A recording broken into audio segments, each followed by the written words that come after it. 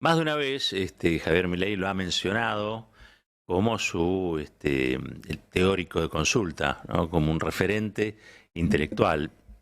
Y poco se sabe de él, salvo en los círculos muy liberales o muy de derecha en la Argentina, donde un Venegas Lynch, el apellido ya solamente, siempre llama la atención, ¿no? Sobre todo en las familias patricias, etcétera, etcétera. Pero bueno, ayer uno tuvo oportunidad de ver en un ámbito público a este señor Venegas Lynch hablando.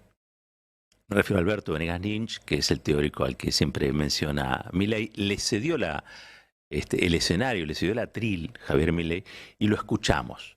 Yo quiero compartir con ustedes, si es que no vieron el acto, qué es lo que dijo Venegas Lynch. ¿Lo tenemos ahí? Dale. Lo que voy a decir a continuación no compromete la posición de Javier Milei.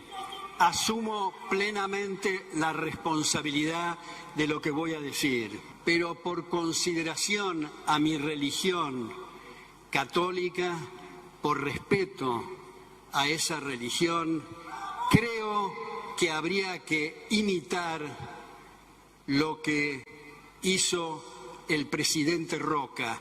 Esto es suspender las relaciones diplomáticas con el Vaticano mientras en la cabeza del Vaticano prime el espíritu totalitario. Yo he escrito mucho sobre ese tema. Mi última columna es en Infobae, que se titula La quinta columna en la teología de la liberación. Este señor, que de golpe y porrazo nos quiere llevar al siglo XIX, desconoce que al frente del Estado Vaticano hoy hay un argentino que es nada más y nada menos que el Papa Francisco. O mejor dicho, no lo desconoce, precisamente porque está allí Francisco, es que quiere suspender relaciones con el Vaticano. No le molesta el totalitarismo, es mentira eso, porque el totalitarismo financiero hijo de este capitalismo deshumanizado en el que vivimos, no le molesta tanto, al contrario, es un defensor, es un cultor del liberalismo extremo, es un cultor, si se quiere, del liberalismo que defiende nada más y nada menos que de ese púlpito tribuna de doctrina que es el diario de la Nación. Pero ¿qué quiero remarcar de lo que él dice? Yo me fui a buscar la nota que él dice que publicó en el Infobae. Y allí lo que Alberto Venegas Lynch, el padre de Milei, dijo es que el Papa Francisco es una especie de infiltrado en la iglesia.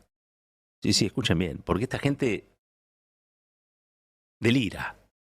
El Papa Francisco es una suerte de infiltrado marxista en la iglesia y que está llevando al Vaticano a posiciones que son anticapitalistas y que todo eso atenta contra el futuro y el progreso de la humanidad, etcétera, etcétera, etcétera. Reivindica, sí, a Juan Pablo II, entre otras cosas porque Juan Pablo II, ustedes sabrán, el Papa polaco, es a quien se le atribuye, entre otras cosas, haber contribuido a la masa crítica que hizo posible la caída del muro de Berlín o la caída del comunismo, ¿sí? La caída del comunismo, hito en la historia de los liberales del mundo, ¿sí? Ahora bien, la verdad es que pensar de ese modo, primero que nos remite a los tiempos de la Guerra Fría. Segundo, cuando él menciona a Roca ya nos pone no en la Guerra Fría, nos pone en el siglo XIX. Y yo quiero traducir un poco lo que quiere él plantear. Él dice, es la quinta columna de la teología de la liberación. La teología de la liberación no tiene nada que ver, pero nada que ver con lo que plantea Francisco. Francisco tiene, o mejor dicho, viene de otra corriente de la iglesia, que es la iglesia popular. Esto incluso a veces le genera también algunas diferencias con los curas en opción por los pobres. Los curas villeros serían el movimiento eclesial de base del Papa Francisco, pero ahí hay curas villeros y hay curas que responden a la opción por los pobres.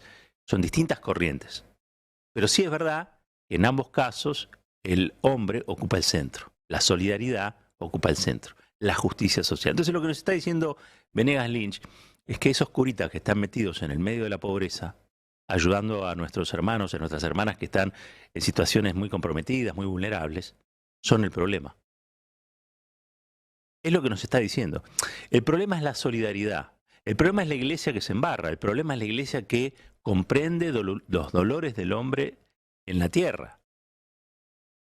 Porque a estos liberales lo que les interesa es una iglesia alejada de esos dolores.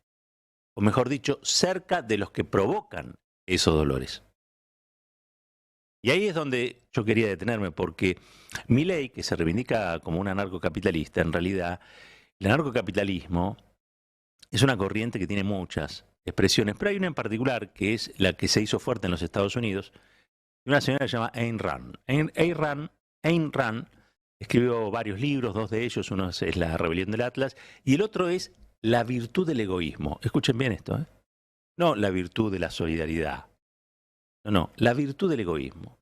Ella dedica un libro a reivindicar el ser ególatras, porque dice que allí radica la verdad de la vida y que los sistemas tienen que ser egoístas, porque los sistemas económicos, sociales, culturales, tienen que estar basados en leyes naturales y que esas leyes naturales son las de la absoluta libertad, es decir, el más fuerte que se imponga al más débil, y entre otras cosas ponen en crisis todo un imaginario, que es el imaginario histórico por el cual la humanidad ha progresado. Por supuesto, ellos dicen no, progresó con el capitalismo extremo, progresó con la gente haciendo lo que se le antoja, progresó siendo egoístas. Esto es lo que reivindica Ayn Rand. Acuérdense de ese nombre porque el único libro que había leído Mauricio Macri en su vida cuando llegó a presidente era La virtud del egoísmo. Y esta gente practica una manera de entender la comunidad humana que está basada, casi diría yo, en términos de el que más acumula está más cerca de Dios y el que más fuerza tiene es el que está en condiciones de imponerse sobre el más débil.